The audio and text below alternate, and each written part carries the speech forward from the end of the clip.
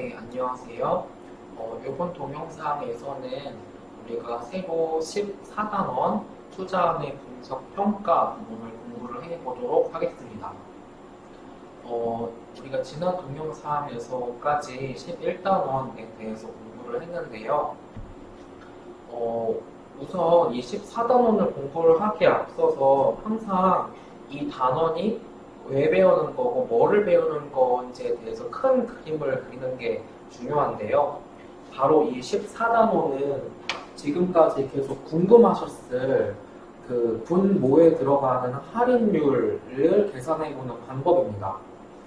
만약에 어떤 회사가 어떤 신사업을 하려고 한다. 그러면 그 신사업을 통해서 나올 수 있는 현금 흐름을 추정하는 방법은 우리가 10단원에서 배운 세 가지 파트로 나눠서 추정을 할 수 있겠습니다. 그리고 그렇게 추정한 현금 흐름이 부정확할 수 있으니 11단원에서 배운 세 가지 또 방법들을 이용을 해서 보완할 수 있겠습니다. 이제 그렇게 추정한 현금 흐름을 우리가 9단원에서 배운 여러 가지 평가 방법들 중에 하나를 골라서 아니면 여러 가지를 선택해서 최종적으로 평가를 해보고 그 사업을 할지 말지를 결정을 내릴 수가 있겠습니다. 그래서 9, 10, 11단원은 이렇게 연결이 된다라고 생각을 하시면 되고, 바로 우리가 9단원에서 만약에 NPV를 쓰기로 했다라고 하면 그때 NPV는 초기에 들어가는 투자, 그 다음에 현금 흐름이 이렇게 1년차, 2년차 두 번이 온다 하면 NPV는 결국 이 투자되는 금액에다가 처음 현금 흐름을 할인하고 두 번째 현금 흐름을 1 플러스 R의 2승으로 할인을 하는 방식으로 NPV를 구할 수 있겠습니다. 그런데 지금까지 계속 이 밑에 주어지는 할인율 R을 그냥 문제에서 주어진 거로 우리는 계속 썼습니다. 왜 요거 수익률이 20%인지 10%인지 아니면 15%인지 22%인지에 대해서는 의문을 갖지 마시라고 제가 우선 주어진 거를 쓰자고 했고, 그래서 드디어 24단원에서 우리는 지금까지는 이 현금 흐름의 위쪽 분자 측면에 초점을 맞춰서 공부를 해왔다면 드디어 이 분모에 대해서 공부를 해보는 것이 바로 이 14단원 내용이 되겠습니다. 그래서 지금 보시면 우리가 앞에서 말을 했던 요구 수익률이 10%다. 그러면 어떤 신사업을 했을 때 그걸로 인해서 얻을 수 있는 수익이 최소 10%는 넘어야지 라는 의미가 되는 것이고, 다시 한번 그때 10%는 그냥 주어졌다고 우리는 지금까지는 가정을 했습니다. 만약에 위험이 없는 투자 대비 더 위험이 있는 투자라고 하면 그때 더 요구 수익률은 그럴수록 더 요구 수익률은 높아지게 될 것이고요. 그래서 여기 NPV 구할 때 여기 분모에 들어가는 할인율 R을 요구 수익률이라고 부르기도 하고 할인율이라고도 부르기도 하고 자본 비용이라고도 부르기도 하고, 이러한 것이 다 요 분모에 들어가는 R을 가리키는 용어가 되겠습니다.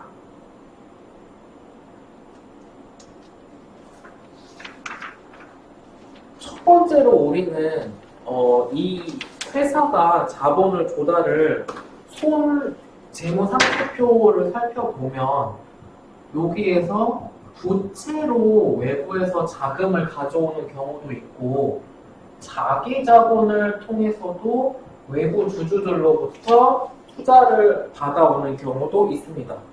그래서 어쨌든 회사의 자본은 이렇게 부채든지 자기 자본이든지 두 개 중에 하나가 되겠습니다. 그래서 첫 번째로 우리는 이 자기 자본에 해당하는 코스트 오브 에쿼티에 대해서 공부를 해보도록 하겠습니다. 그래서 여기서 코스트 오브 에쿼티는 뭐를 말을 하냐면 주주들이 요구를 하는 수익률이 되겠습니다. 그래서 주주들이 투자를 해줬기 때문에 투자를 해준 데에 대해서 그것보다 그거 최소한 고정 주주들이 요구하는 수익률은 회사가 부담을 해야 되는 것이 되겠죠. 이때 이 코스트 오브 에쿼티를 구하는 방법을 살펴보는 방법에는 두 가지 방법이 있겠습니다. 그 중에 하나가 바로 우리가 앞에서 배운 배당 성장 모형을 활용하는 방법입니다. 그래서 우리가 살펴보았던 배당 성장 모형을 표시를 해보면 이렇게 되죠. 만약에 배당이 매년마다 G%씩 성장한다고 가정하면, 그래서 요거를 가지고 R2에 대해서 식을 R2를 왼편에 놓고 나머지를 다 오른편으로 두면 이렇게 살펴본 이 R2가 바로 코스트 오브 에쿼티, 자기 자본의 비용이 되겠습니다. 그래서 만약 Greater State Public Service라는 회사가 작년에 주당 6달러를 배당을 했다. 그리고 이 주식의 현재 가격이 60이다. 그리고 배당금이 매년 6%씩 증가한다.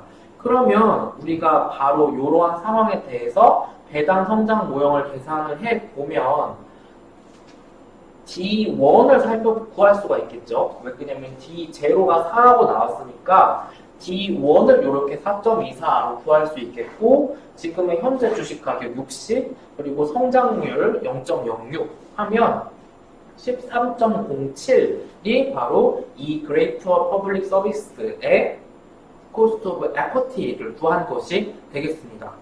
그래서 이렇게 살펴본 Cost of Equity가 뭐냐면, 만약에 이렇게 회사가 재무 상태표에서 외부에서 자기 자본을 통해서 주주들한테서 자본을 끌어왔어. 그러면 요렇게 끌어온 돈에 대해서는 최소 13.07%는 줘야 된다, 부담을 해야 된다라는 것이 바로 이 Cost of Equity가 되겠습니다. 그리고 이 배당 성장 모형을 적용을 하려면 이렇게 G%, 배당이 매년 몇 %만큼씩 증가하는지 부분을 예측을 해야 되는 것이 있는데, 간단해요. 두 가지 방법이 있다. 그래서 하나는 과거의 성장률을 바탕으로 앞으로 어떻게 될지 살펴보는 것이고, 다른 하나는 전문가들한테 예를 들면 설문조사를 해보는 거죠. 그래서 요런 예가 있다. 배당이 요렇게 계속 변해온 회사가 있다라고 하자.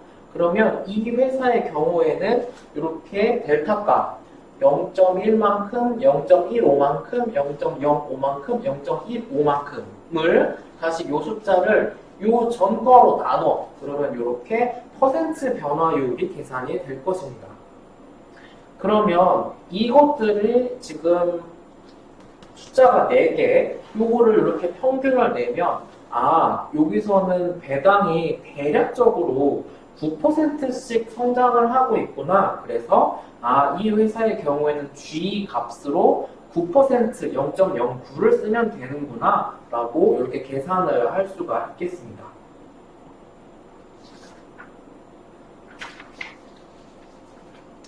이런 배당 성장 모형으로 Cost of Equity를 구해볼 수가 있는데요. 가장 대표적인 이 배당 성장 모형의 문제는 뭐냐면 배당금을 지급하는 회사의 경우에만 적용할 수 있다는 것입니다. 그래서 배당금을 지급하지 못하는 만든 지 얼마 안 되는 회사라든지 요즘처럼 경제가 너무 안 좋아서 배당을 지급할 수 없는 상황이라든지 라고 하면 이러한 회사들의 경우에는 이 배당 성장 모형을 통해서 Cost of Equity를 구할 수는 없겠습니다. 그래서 다른 하나의 대안이 뭐가 있냐면 우리가 앞에서 배운 SML 접근법 혹은 쉽게 말하면 CAPM을 이용을 하는 방법이 있겠습니다. 우리가 앞에서 12단원을 통해서 CAPM이 13단원인데 CAPM이 이렇게 세 가지 파트로 구성이 된다는 것을 살펴보았습니다. 그래서 어떤 회사 I이건 아니면 여러 개의 주식을 모아놓은 포트폴리오건 그 수익은 어떻게 계산이 되냐, 결정이 되냐면 가장 대표적인 무위험 수익률, 즉 가장 쉽게 생각하시면 물가 상승률은 누구나 다 물가 상승률만큼은 먹는 거고, 이제 거기에 대비해서 시장 포트폴리오가 요 무위험 수익, 무위험 이자율 대비해서 더 먹는 거, 그러니까 요 프리미엄, 그리고 이러한 프리미엄이 얼마나 시장과 민감하게 반응하냐를 나타내주는 요 베타, 이렇게 세 가지 파트로 CAPM이 구성이 된다는 것을 살펴볼 수 있었습니다. 그래서 결국 이렇게 요 CAPM을 이용을 해서 우리가 앞에서 개별 회사의 주식 I나 포트폴리오 I의 수익률이 결정이 된다는 것을 살펴볼 수 있었고, 이제 바로 요 CAPM을 이용해서 코스트 오브 에쿼티를 두 번째로 계산을 해볼 수 있겠습니다. 그래서 만약에 테슬라의 경우에 베타 값이 1.19라고 하자. 그리고 이제 무위험 이자율로는 미 재무부 단기 채권 이자율은 0.4를 쓰기로 하자. 그리고 무위험 대비 내가 시장 만약에 포트폴리오에 투자했다면 얻는 추가적인 프리미엄이 여기 7%라고 하자. 그러면 여기 RF의 0.004, 여기 0.4%, 그리고 베타 값의 1.19, 그리고 여기 앞에서 0.07. 요거를 이렇게 계산을 해보면 8.73. 그래서 이렇게 SML 혹은 CAPM으로 계산한 테슬라의 코스트 오브 에쿼티는 8.73이라는 것이죠. 즉, 만약에 테슬라가 이 재무상태표 오른편에서 자본을 외부로부터 끌어온 게 있어. 그러면 그렇게 외부로부터 주식을 통해서 만약에 그거를 끌어왔어. 그러면 최소 주주들한테 8.73%는 줘야 된다라는 것이죠. 그러니까 회사 입장에서는 밖에서부터 테슬라가 만약에 주주로부터 자본을 끌어왔어. 그러면 8.73은 최소 이게 비용이 되겠구나 라고 생각을 해야 된다라는 것이 되겠습니다. 그래서 이렇게 만약에 코스트 오브 에쿼티 자본의 비용을 계산을 하는 방법은 첫 번째, 배당 성장 모형을 이용을 해서 계산하는 방법이 있고, 두 번째, 이렇게 CAPM 혹은 SML 접근법으로 계산을 해볼 수 있겠습니다. 그래서 예제를 통해서 이 두 가지 방법을 복습을 해보면 알파 에어플라이트라는 회사가 있다. 그리고 이 회사의 베타 값이 1.2고 위험 프리미엄이 7%고 무위험 이자율이 6%, 작년에는 주당 $2 배당 줬고 배당은 매년 8%씩 성장할 거라고 예상되고 현재 주식 가격이 30이다. 그러면 이 알파 에어플라이트 코스트 오브 에쿼티가 뭐냐? 두 가지 방법으로 다 해볼 수가 있겠는데요. 우선 바로 우리가 직전에 배운 CAPM을 이용을 해보면 RF에다가 여기 0.06 그리고 베타에다가 1.2 그 다음에 여기서는 시장 위험 프리미엄으로 준 것이 7%.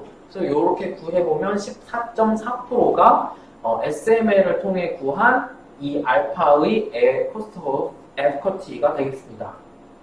그리고 배당 성장 모형을 이용을 해서 구해보면 작년에 배당이 2니까 D1이 2.16이 되겠고 이제 요것을 여기 넣고 지금 주식 가격 30, 그 다음에 G 0.08을 넣으면 15.2. 뭐야? 그러면 이 알파라는 회사의 코스트 오브 에쿼티를 구하는데 XML을 통해서 구한 코스트 오브 에쿼티는 14.4가 나왔고 배당 성장 모형을 이용해서 구한 코스트 오브 에쿼티는 15.2가 나왔어. 그러면 우리는 이렇게 할 수가 있겠죠.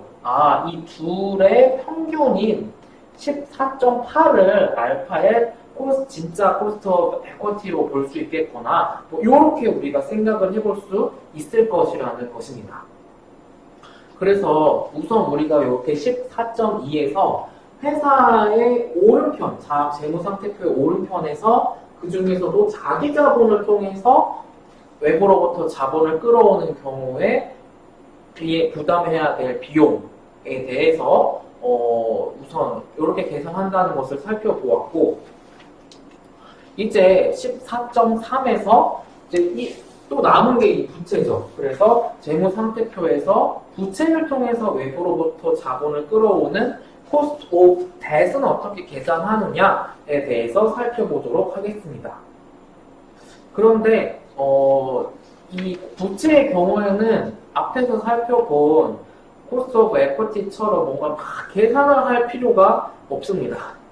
뭐냐면 기업이 채권을 발행을 했다면 우리가 채권 단원에서 공부를 한 것처럼 이미 그 시장 할인율이라는 것이 다 이 채권을 발행을 하면서 정해져 있기 때문에 그냥 우리는 이 부채 코스트 오브 뎃의 경우에는 정해져 있는 그냥 이미 나와 있는 숫자를 가져다가 쓰면 되겠습니다.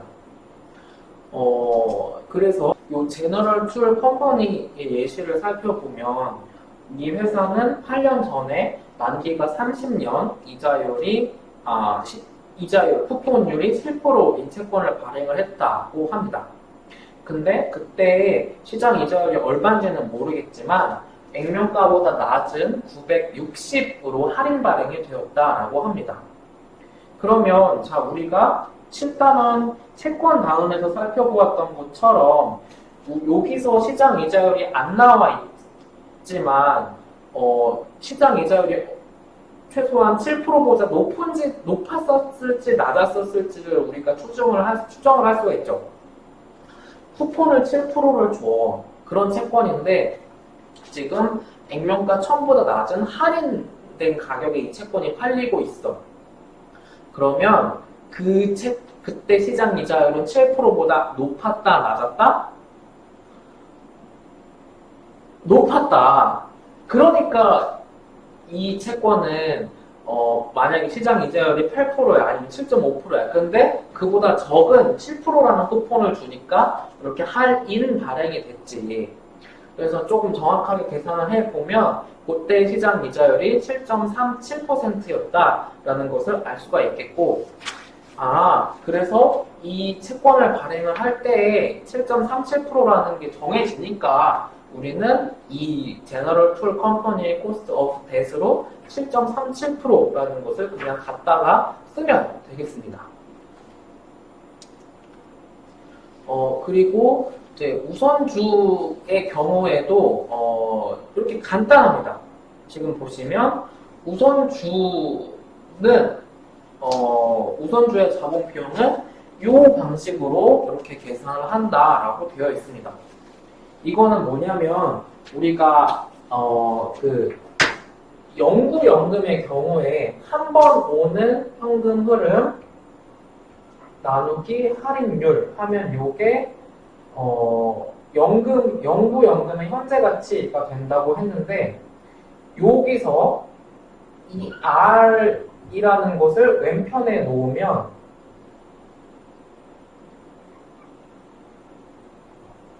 요렇게 바뀌는 것을 알 수 있습니다. 그래서 우선주, 그래서 계속 같은 배당금을 주는 요 우선주의 경우에는 자본 비용, cost of preferred stock은 바로 요렇게 계산이 될 수가 있겠습니다. 그래서 예제를 통해서 살펴보면 이 엘라바마 파워라는 회사가 있다. 이 회사 우선주 두 개가 있다. 하나는 매년 주당 4.64의 배당금을 지급을 하고 99.70의 거래가 되었다. 그리고 나머지 하나 우선주는 주당 4.92 배당금 지급하고 98.97에 거래되었다. 첫 번째 우선주의 자본 비용은 한 번 나간 배당 4.64 나누기 지금 주당 가격. 그래서 4.65가 첫 번째 우선주의 자본 비용이 되겠고, 마찬가지 방식으로 두 번째 우선주의 자본 비용도 배당 나간 거 4.92 나누기 지금 주당 가격 98.97. 그래서 4.97을 두 번째 우선주의 자본 비용으로 볼 수 있겠습니다. 이제 이렇게 해서 우리가 14단원에서 cost of equity, cost of debt, cost of preferred stock을 각각 계산해보는 방법을 살펴보았습니다. 그러면 우리가 이번 동영상에서는 여기까지 하고 다음 동영상에서 또 이어서 공부하도록 하겠습니다.